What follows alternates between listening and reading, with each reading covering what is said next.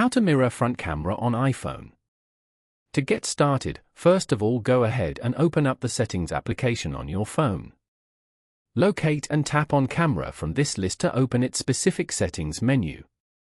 From here, you can manage all camera preferences, like video recording formats, the grid, and photo capture styles. On the camera settings page, scroll down until you find the composition section.